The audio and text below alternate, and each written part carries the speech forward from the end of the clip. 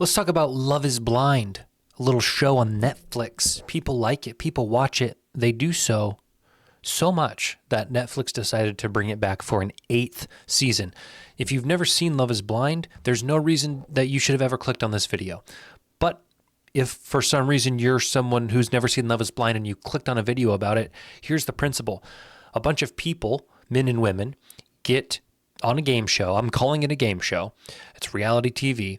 And they enter pods, in other words, secluded rooms that have a microphone, and they talk to each other. They basically blind date. It's a blind dating show. Love is blind, okay? You follow me? And eventually, they are able to leave the pods with their next spouse or fiance. They have to get engaged. They have to propose to the other. The man proposes to the woman in order to leave the pods with them. And then they go on like a pre-honeymoon to the Caribbean or Mexico, and they get to know each other like actually in the flesh, like they touch each other and stuff, and then they can get married. I don't know. Typically, I lose interest once people leave the pods and go to the Mexico because the premise of the show is now no longer Love is Blind. It's just every other reality dating type show. I only watch it by proxy. My wife is a reality TV nut. That is what she consumes. Seven Little Johnstons, The Kardashians, Bachelor, Bachelorette, Old Bachelorette, Golden Bachelorette, Infant Bachelorette. No, there's no infant dating shows. She's not into Survivor, Big Brother. I mean, that is my wife's guilty pleasure, is the reality TV. So she watches Love is Blind, and so I watch Love is Blind.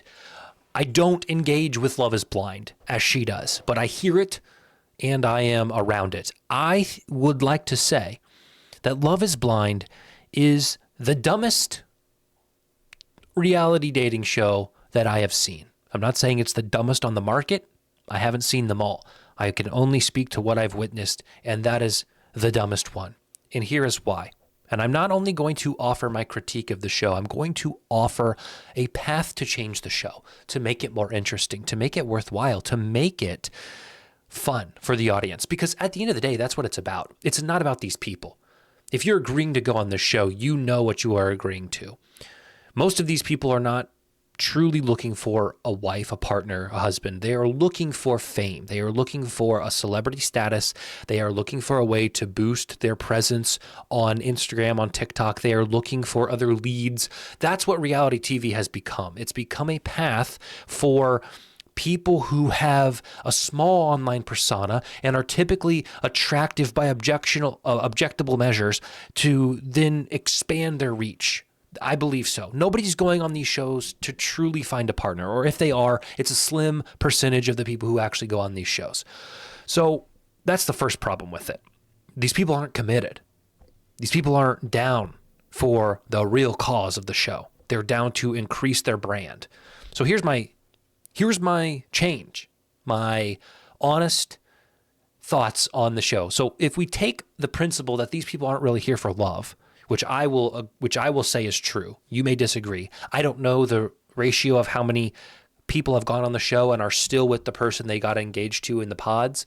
If somebody wants to research how many of the total contestants ever to appear on the show, okay, I think it's something like 16 a season, so 16 times 8, that's a rough guess. How many are still married? So say 16 times 8 divided by 2, that would be the amount of couples possible on the show if everybody found a match. And then give me how many are still married. I mean, 1 per season, maybe 8. That's not good. There's 8 possible marriages, 1 per season. That's not good. 1 out of 8 is not great. This show isn't working for what it appears to be set up to do. This show is for entertainment. So here's how you make it more entertaining. You put 16 people on, if that's the number. I don't know the number. 4 men, 4 women that are ugly. That's it. Because Love is Blind is the title of the show. You do not see who you are engaging with in the pods, but you know, based on the history of the show, that the person on the other side is going to be conventionally attractive. Go look up the cast of Love is Blind.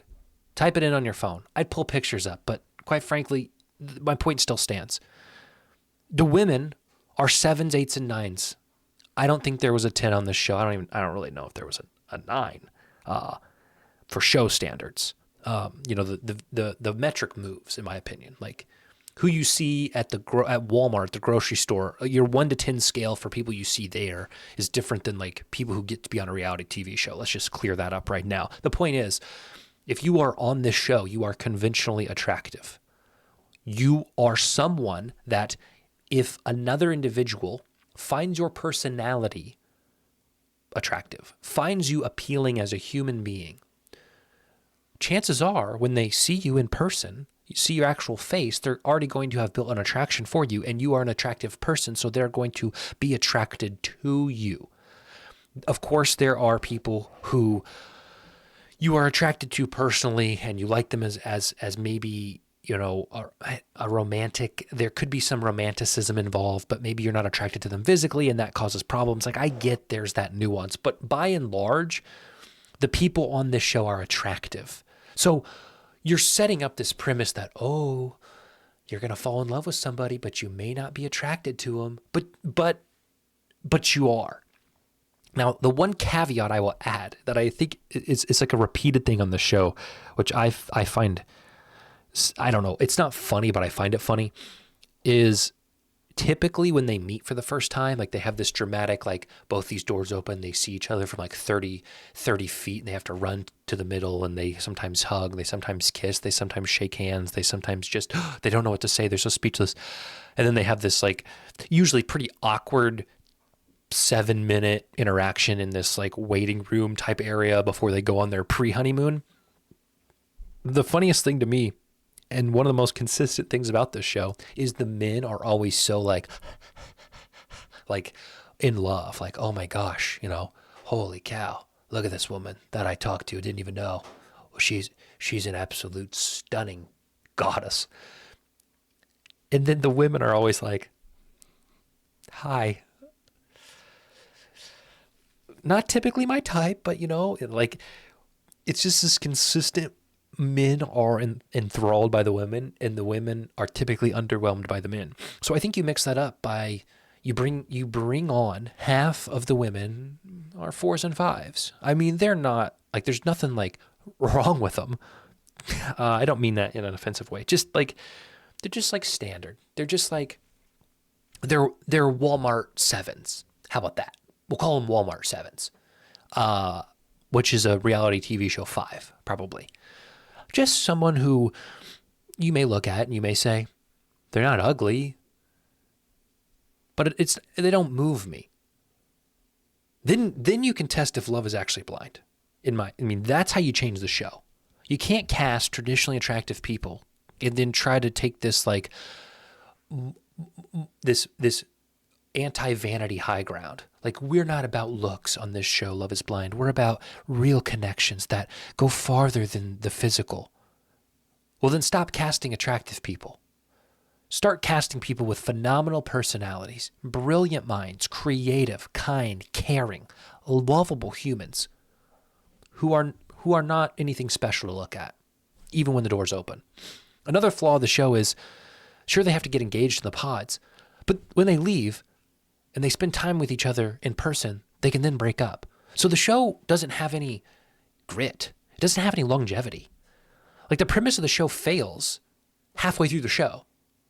They don't have to get married until they have their pre-honeymoon. They can break off the engagement. And a lot of these people, they accomplish what they came there for, which is notoriety, which is fame, which is, now I'm going to get more followers on Instagram. I'm going to get brand deals with makeup companies. Like that's what the show is.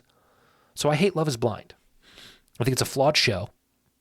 I think it's masquerading itself as some sort of this bizarrely anti-vain moral high ground of like, we're better than all these other shows because we actually make them develop connections. For what? 4 episodes? And then all of that goes out the window if they want? Love is dumb. How about that? So yeah, cast some... I should have shut the video off there, but I'm going to say one last thing. To fix Love is Blind, you need to cast at least 50% of Uggos or Walmart 7s.